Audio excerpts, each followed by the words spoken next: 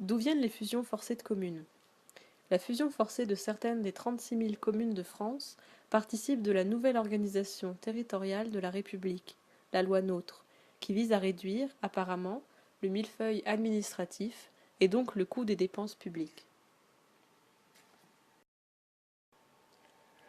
Or, en réalité, elle remet en cause l'unité nationale en entraînant la disparition de petites communes, en supprimant les départements, qui permettaient d'assurer l'égalité entre tous les citoyens français où qu'ils se situent, au profit de grandes régions.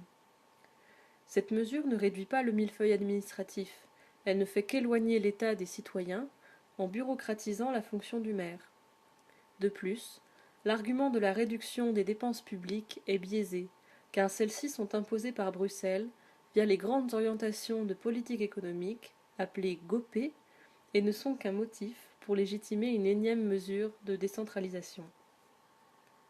C'est la mise en pièces de toutes les professions réglementées, les artisans taxis, les médecins, les avocats, les huissiers, les notaires, etc., qui vont tous se faire ubériser.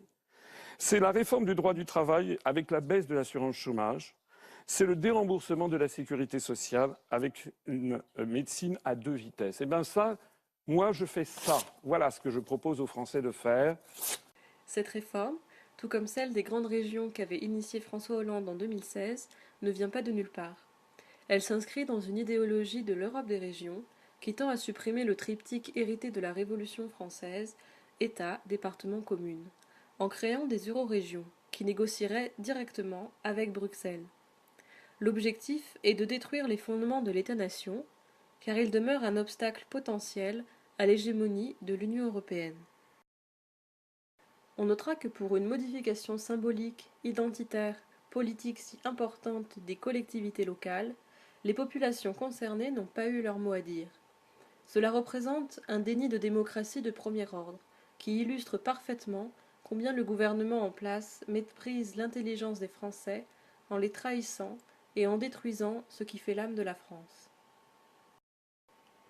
Pour arrêter la destruction lente mais certaine de notre pays, il faut mettre fin à ce processus délétère en quittant l'Union européenne par l'article 50 du traité de l'Union européenne, dit TUE.